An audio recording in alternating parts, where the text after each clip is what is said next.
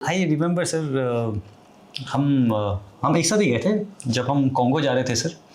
तो we landed Rwanda में enter करके बसेस से हम गए सर कॉन्गो एंटर होने से पहले हमारी ब्रीफिंग हुई। और ब्रीफिंग में एक JCO NCO training team type वो सारे आए। किसी का यहाँ पेन था, पेन निकाला, इसको अंदर रखे, टोपी इसको सिक्योर कर लो, चश्मा किसी ने लगा रखा है, चश्मा अंदर कि या कुछ भी। And then we saw it sir, गाड़ियाँ केज की तरह पूरा कवर हो रखा है। मतलब इंसिडेंट्स ऐसे हुए थे कि किसी ने यहाँ पे पेन रखा हुआ है या वो रखा हुआ है, वो फट से लेकर के कोई भाग गया, किसी का चश्मे के चक्कर में केस हो गया। तो देर ऐसे ना ग्रैब करके भागने वाले सीन्स बहुत ज़्यादा होते थे। आपने कभी फेस नहीं किया सर? यार अफ्रीका, मतलब we can go on and on. Africa बहुत ही बेचारा फक कॉन्टिनेंट है, मतलब उसमें उसकी डायनामिक इट्स प्रीटी सैड। मतलब लकीली मैं वही बोल रहा हूँ ना, मेरे साथ कुछ इंसिडेंट में एक और कहानी सुना सकता हूँ पर फिर बहुत लंबा हो जाएगा। मैं कभी नॉर्मल जगह नहीं जाता। तो मैं केन्या में लेक टुर्काना गया, पता नहीं तूने सुना है कि नहीं सुना। केन्या के नॉर्थ में लेक टुर्काना, जहाँ ओल्डेस्ट ह्यूमनॉइड्स मिले, 3.2 मिलियन ईयर ओल्ड।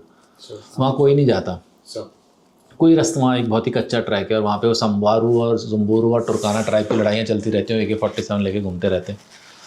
तो एक बंदे ने मेरे को बोला, मैं जिसके यहाँ रुका हुआ था उसने किसी से बात करवाई, वो टूर कराता था वहाँ पे। तो वहाँ पुलिस एस्कॉर्ट के साथ। तो मैंने बोला मैं वहाँ जा रहा हूँ। तो ये बिकेम पिस्ड ऑफ, बोला कि तू ज़्यादा वो है, रैम्बो है, जाना चाहता है। I am telling it's not a safe place to go. मैंने बोला ठीक, गुस्सा मत करना यार, ठीक है, मैं तो पूछ रहा था तेरे से। तो देन आई वेंट। मतलब AK-47 लोगों को डर लगता है ना, AK-47 अपन को तो पता है AK-47 इज़ लाइक, मतलब अपने लिए तो नॉर्मल सी बात है कि हम हैंडल करते हैं। And it's not the weapon, it's the person that is dangerous ना। वो तुम उसकी आंखों में, जिसके पास AK-47 है तुमको थोड़ी गोली मार देगा। लिमिटेड तो एम्यूनिशन है, वो संबूरू को ठोकेगा, टुर्कान मेरे ऊपर क्यों एम्यूनिशन बर्बाद करेगा? सप्लाई भी नहीं हो रही उसकी, जंग लगी AK-47। मैं तो बैठ के चाय भी पी उन लोगों के साथ, AK-47 वालों के साथ। तो मैंने वीडियो बनाने से बड़े वो हो जाते हैं, तो थोड़ा बहुत मैंने वीडियो बनाया उनके साथ। तो मतलब हमारा परसेप्शन चीज़ों का, और ये it stands true for everyone whenever we are trying to do something new. दूसरा फेल हो गया तो इसके मतलब नहीं हम भी फेल हो जाएंगे। हमारा तो अप्रोच ही बिल्कुल अलग हो सकता है ना, हमारी सोच ही बिल्कुल अलग हो सकती है, हमारा कमिटमेंट कन्विक्शन बहुत अलग हो सकता है। तो इसीलिए कोई ये बोले कि यार ये तो बिल्कुल मैंने ट्राई कर लिया, मेरे से नहीं हुआ, तू रहने दे, फालतू की बकवास है भाई, उन चक्कर में पड़ना नहीं चाहिए। If you feel strongly about something you must do it, just do it. Fail हो गया ना, ठीक है, उससे सीखोगे, तुम आगे चलोगे। अगर मैं इनकी बातें सुन के, मैं तो कहीं भी नहीं जा पाता ना फिर। और हमारे इंडियंस के मन में तो और 10 तरीके के डर भर रखे हैं, हर तरीके के डर भरे हुए हैं हम लोगों में, जो पहले नहीं हुआ करते थे, बाद में डेवलप करने शुरू करे वो डर। तो वो हमको, नहीं तो हमारी ज़िंदगी का कोई मतलब ही नहीं है। तो आप कंफर्टेबल ज़िंदगी एक एम थोड़ी है। मतलब life should be full of emotions, adventures, नई चीज़ें, नए एक्सपेरिमेंट्स, है ना। मतलब it pushes you to limit. वो सारी ज़िंदगी ऐसे तो ठीक है यार, कमाओ पैसे, पेंशन भी मिल जाएगी, बैठे रहो। और लोग सोचते हैं मेरे को पेंशन मिल रही, भाई मेरे को कोई पेंशन वेंशन नहीं मिल रही, 12 साल में फौज छोड़ दी थी, कुछ नहीं मिलता। तो लोग सोचते हैं फ्री की पेंशन मिल रही है तो आराम से ज़िंदगी चल रही, कुछ नहीं है। तो हर तरीके से मतलब it is on the edge ना। सर जैसे आपने अभी बताया ना कि पहले डर नहीं लगता था, फिर बीच में अभी लोगों ने भर दिए हैं डर इंडियन उसमें। सिमिलरली मुझे लगता है कि जो हमारी इंडियन वैल्यूज़ थी वो बहुत अच्छी थी, स्ट्रॉन्ग थी। आपको लगता है कि आज हम मिस कर रहे हैं? नहीं, अभी जैसे ये चल रहा है बहुत ज़्यादा डिप्रेशन की कहानी और ये सारा कुछ ना प्रेजेंट जनरेशन के साथ। अब यार, अब मैं जब बोलता हूँ कि आजकल छोटे बच्चों को भी डिप्रेशन होने लगा है, पेरेंट्स को भी हो रहा है डिप्रेशन। अब मैं जब बोलता हूँ यार हमारी जनरेशन में तो कोई ऐसी प्रॉब्लम नहीं थी, तो लोग बोलते हैं I don't understand the problem, या तुमको क्या पता क्या। भाई हम ऐसी तो नहीं 50 साल के हो गए, हम भी तो उसी रिगमारोल से निकले ना। और हमने तो बड़ा टाइट टाइम देखा है जहाँ जिसके मन किया उसने थप्पड़ मार दिया, या बच्चे को एक थप्पड़ लग जाता है और डिप्रेशन में चला जाता है, एंग्जाइटी हो जाती है और पता नहीं क्या क्या हो जाता है। ठीक है, थिंग्स आर डिफरेंट। पर यार हम लोग बड़े, अब जैसे मैं अपना पर्सनल एग्जांपल लेके बताता हूँ कि मुझे क्यों डर नहीं लगता चीज़ों से और मुझे क्यों अपने उसके ऊपर इतना कन्विक्शन है। क्योंकि मैंने बचपन से रामकृष्ण आश्रम गया, मैंने अपने स्क्रिप्चर्स पढ़े, और जो हमारी बेसिक फाउंडेशन है जो वैल्यूज़ की, वो तब वो पुराने जो फिलॉसफी, जो हमारा दर्शन था, उसके बेसिस पे है। और ये बहुत ज़्यादा अनफॉर्चुनेट पार्ट है कि इंडिया में जहाँ से पूरी फिलॉसफी बाहर जा रही है, जहाँ से योग पूरा बाहर जा रहा है, हम लोग ना पढ़ रहे हैं, ना कुछ कर रहे हैं, ना समझ रहे हैं। अब जैसे फिजिकल फिटनेस के लिए एफर्ट लगाना पड़ेगा, बातें करके फिजिकल फिटनेस नहीं होती है। आपने पुशअप्स बोला यार इतना अच्छा होता है, ये होता है, वो होता है, उससे थोड़ी होगा। आप 1 घंटे फिजिकल फिटनेस के बारे में बात करें उससे फिट थोड़ी हो जाओगे, आपको करना पड़ेगा ना। अगर आप बजाय 2 घंटे बातें करने के 10 मिनट भी कर रहे हो तो आप ज़्यादा फिजिकली फिट होगे। तो same is with our mental strength. बातें करके नहीं होगा कि यार ऐसा वैसा करके। अगर हमको अपने अंदर कोई कमज़ोरी लग रही है, एक तो पहले उसको आइडेंटिफाई करना कि हाँ मेरे में ये है, और फिर एक कॉन्शियस एफर्ट करना उसको दूर करने के लिए। लाइफ इजी नहीं है यार, यहाँ है ना कि ऐसे चल जाएगा, पापा ने कर दिया अरेंजमेंट हमारे और बाहर की दुनिया भी हमको ऐसे एक्सेप्ट कर लेगी, ऐसा नहीं होता ना। हमको अपनी कमियां अगर फौज में है और अगर हमको फिजिकली फिट होना तो होना है भाई, उसके लिए मेहनत करनी पड़ेगी, अच्छा लगे चाहे ना लगे। दुनिया में सर्वाइवल है, अगर हमको अपने को मेंटली स्ट्रांग हम नहीं कर पा रहे, वी विल नॉट सर्वाइव। और मेरे को बड़ा अनफॉर्चुनेट लगता है कि इंडिया में रह के हम लोगों के सारे, क्योंकि हमारा कनेक्शन ही टूट गया है बिल्कुल। पहले तो यार हिंदुस्तान में ज्ञान रेलवे स्टेशन में 10-10 रुपये में बिकता था, अभी भी बिकता है ना। तो विवेकानंद की किताबों से लेके जितनी भी फिलोसफी की किताबें सब रेलवे, अब तुमने खरीदनी उल्टी सीधी चीज़ें रेलवे स्टेशन से तो तुम्हारी चॉइस है या बाकी जगह से, है ना। तो एफर्ट तो लगाना, मैं अभी भी दिन के कम से कम 5 घंटे केवल पढ़ने में लगाता हूँ, केवल पढ़ने में, every day, because that is what I do. मेरे को उससे ज़्यादा फ्रूटफुल कोई चीज़ ही नहीं लगती है। पैसे कमाने से भी ज़्यादा मेरे लिए पढ़ना ज़रूरी है। मेरे लिए वो कमाने से भी ऊपर है अपना सेल्फ डेवलपमेंट।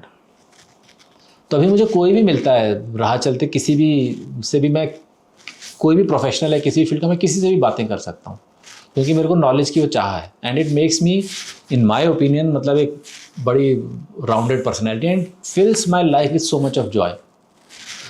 अब जैसे हम राष्ट्र प्रेम की बात करते हैं, पेट्रियोटिज्म की बात करते हैं, भाई क्या है पेट्रियोटिज्म? एक बहुत ही इंटेंजिबल चीज़ है, हम डिफाइन ही नहीं कर पाते ना उसको, है किस बात का है। पर जब मैंने पढ़ना शुरू किया, my wife being an artist, तो मैं बहुत ज़्यादा आर्ट में हूँ। फिर मैं क्लासिकल म्यूजिक में घुसा, फिर मैं अपने आर्किटेक्चर में घुसा, फिर मैं अपनी फिलोसफी में घुसा। यार these are the things that makes us uniquely Indian. These are the things that we should be proud of. हमारी भाषा, हमारा कल्चर, हमारी संस्कृति, हमारे त्यौहार, हमारी फिलोसफी, हमारा दर्शन, ये हमको भारतीय बनाता है ना। क्या चीज़ हमको भारतीय बनाती है? तो अगर हमारा प्यार या पैशन अगर फ्लिम्जी है तो फ्लिम्जी ग्राउंड पे ख़त्म भी हो जाएगा। पर जब हम इन चीज़ों से जुड़ते हैं तो फिर मुझे लगा यार ज़रूरत है हमको अपने भारतीय राग संगीत को ऊपर लाने की, क्योंकि ये तो यार हमारी अप्रतिम धरोहर है जो दुनिया में कहीं नहीं है। या जो हमारे डांस फॉर्म्स हम कभी देखते हैं, या जो हमारा टेम्पल आर्किटेक्चर है, दुनिया में कहीं नहीं है ऐसा। मेरे पास तो टेम्पल आर्किटेक्चर की बहुत महंगी महंगी किताबें, क्योंकि फिर मेरे को लगता है यार अगर हम इसमें इन्वेस्ट ही नहीं कर रहे हैं तो हम आगे की अपनी जनरेशन को क्या बताएंगे। और एज अ पेरेंट, जब तुम्हारी खुद की ज़िंदगी अनसेटिस्फाइड है, फ्रस्ट्रेशन से भरी हुई है, तुम अपने बच्चों को क्या सिखाओगे? जब तुमने कभी, वही सिखाते ना यार, तुम नौकरी पेशा पकड़ लो, कुछ कर लो। When we have not led an extraordinary life, we can not inspire others to lead extraordinary lifes. मतलब मैं ऐसा नहीं बोल रहा मैंने कुछ एक्स्ट्राऑर्डिनरी ज़िंदगी जी है, पर मैंने फिर भी बहुत सारे टैबूज़ को तोड़ के अपनी इच्छाओं को पूरी करने की कोशिश करी है, जिसके एवज़ में मुझे बहुत सारी सीख मिली है जो मुझे पहले किसी ने नहीं बताई थी, है ना। तो अब यार हर किसी की लिमिटेशंस हैं। सर्वाइवल, वो मैं समझता हूँ, इंडिया में सर्वाइवल ही अपने आप में इतना मुश्किल है कि आप और चीज़ें नहीं कर सकते, पर हम थोड़ा तो एफर्ट लगा सकते हैं। दिन के आधे घंटे तो हम अपने पैशन में लगा सकते हैं, जब हम उसमें जैसे, तब हमारी, अगर हम किसी इसी नौकरी के चक्कर में पड़े रहे तो हमारी ज़िंदगी में नया क्या हो रहा है, हमको सेटिस्फेक्शन कहाँ से मिल रहा है, या हम कैसे अपने बच्चों को इंस्पायर करें कुछ और एस्पायर करने के लिए। बेस्ट थिंग इज़, जैसे फौज में बोलते हैं, it is you lead by example. हमारी ज़िंदगी लीड बच्चे अपने आप सीखते हैं उससे, जो आप वो अपने पेरेंट्स को करते हुए देख रहे हैं। तो आधे से ज़्यादा एक अच्छे टीम लीडर और बुरे टीम लीडर में क्या, वो तुम सिखा थोड़ी रहे, वो तो बंदे देख लेते हैं कि यार तुम्हारा अफसर कैसा है। केवल एक अफसर से चीज़ें बदल जाती हैं, अफसर नहीं पूरा देश बदलता है पर्सनैलिटी से। सिंगापुर ली कुआन यू ने अकेले ने बनाया है, रवांडा पॉल किगामे ने अकेले ने बनाया है। यस, कोई शक है ना। जब तक युगोस्लाविया में मार्शल टीटो थे, युगोस्लाविया एक देश था केवल एक बंदे के कारण। वो पहले भी कभी यूनाइटेड नहीं था, और जैसी मार्शल टीटो की डेथ हुई, बोस्निया हर्जेगोविना, सारे ये वो मॉन्टेविडियो वो वाली एक और जो मोल्दोविया, सारे टूट के अभी तक साला लड़ाई चल रही थी। कितना बुरा सिविल वॉर हुआ, जस्ट 1 पर्सन। तो उस इकलौते बंदे की इतनी ज़्यादा ताकत है, एक इंस्पायरिंग बंदे की इतनी ज़्यादा ताकत है, बंदा या बंदी, है ना। हम फिलोसफी में नहीं जाते, हम साले उस बंदे को फॉलो करते हैं। किसी भी उसमें आपको किस भगवान, मतलब अगर हम माइथोलॉजी भी देख लें तो कोई शिव और विष्णु की उससे थोड़ी प्रभावित है, वो तो उस बंदे का जो ऑरा है जो उसको बना दिया है। किसी भी आप ग्रेट लीडर को देख लो, फौज में लोग मानेकशॉ के नाम पे आगे बढ़ेंगे, पर जैसे मानेकशॉ किसी भी चीज़ के लिए स्टैंड करते हो, that is a force of personality. तो वो हमको बहुत स्ट्रांग अपने आप को करना ज़रूरी है, और वो केवल इन्वेस्टमेंट्स ही होता है। फिजिकली जितना आपने पुट इन किया आप उतनी स्ट्रांग बन रहे हो, इंटेलेक्चुअली भी आप अपने आप को जितना वो करोगे, क्योंकि ज़िंदगी तो आगे तो आपका इंटेलेक्ट लेके जाएगा ना, आपकी सोच आपको आगे लेके जाएगी। आपका इमेजिनेशन जो सबसे बड़ी बात है ये, है ना, इमेजिनेशन से बढ़ के कुछ नहीं है। इमेजिनेशन कहाँ से आएगा जब आपने कुछ देखा ही नहीं?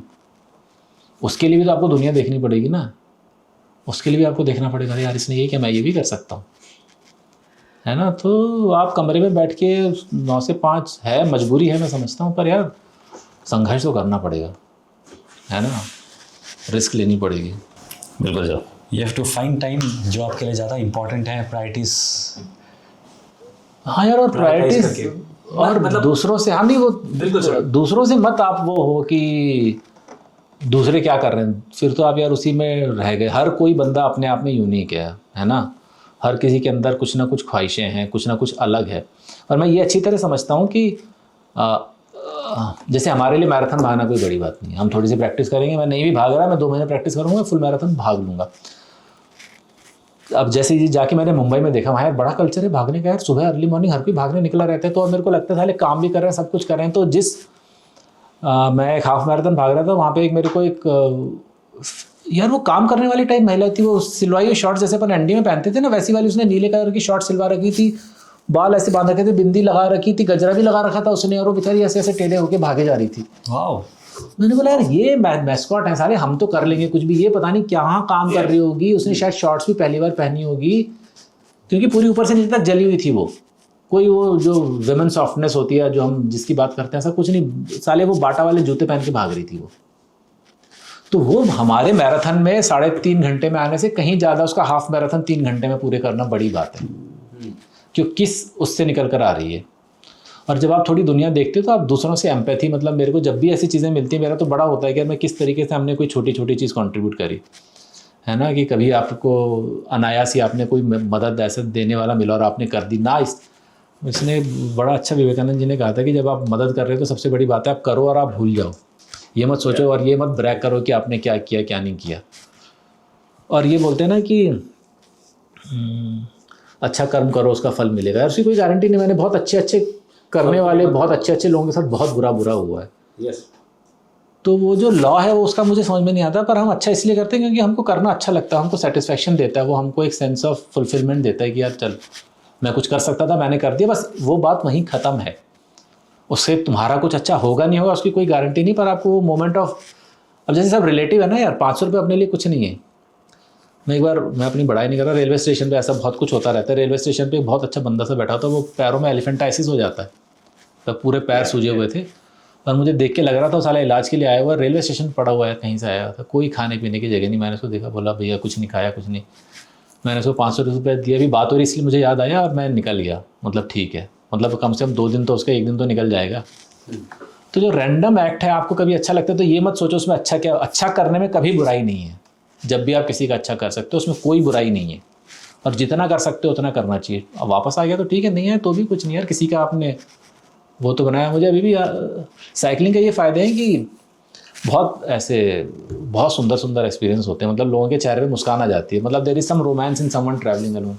शायद हमारे अंदर कोई लॉन्गिंग है, हम पुराने हंटर गैदरर्स रहे हैं, हम ऐसे ट्रैवल करते रहे हैं, है ना। तो हर किसी के इंडोनेशिया में तो यार मतलब मेरा चेहरा थक गया था ऐसे स्माइल कर करके ना, क्योंकि हर कोई इतना खुश होता था मेरे को देख के, अकेले साइकिलिस्ट को।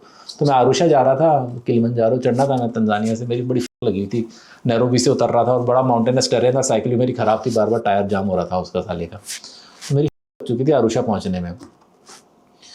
तो वो बेचारे सड़क के किनारे बैठे रहते ना, बूढ़ी सी औरत बैठी हुई थी मांगने वाली, और वो वेलकम को करीबू बोलते हैं स्वाहिली में। यस। तो वो इतनी खुश होकर करीबू कर रही मेरे को देख के यार, मतलब ये बहुत ही रेयर प्रिविलेज है कि आप किसी ऐसे रैंडम इंसान के चेहरे पे कभी थोड़ी टाइम के लिए भी खुशी ला सको, और वो आप फेक नहीं कर सकते उसको, है ना। उससे तो मेरी कोई बात नहीं है, कोई गब्बाजी नहीं है, पर आप the very act that you are doing something different which brings happiness to someone.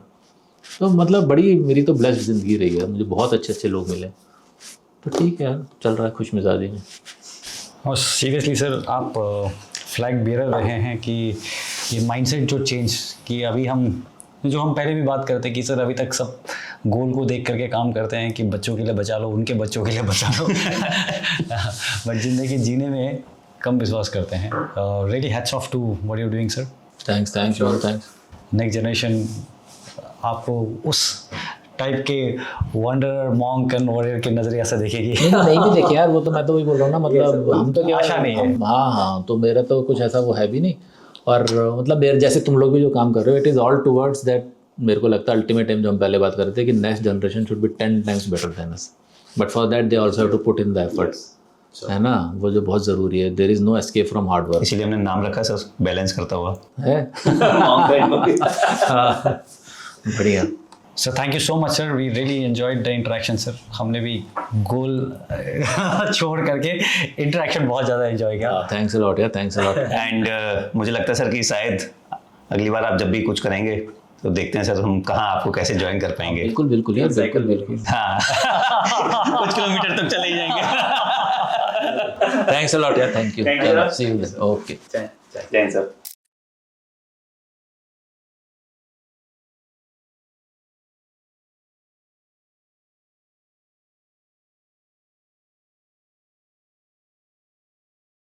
जय हिंद। आई होप आपने इस क्लिप को एंजॉय किया है।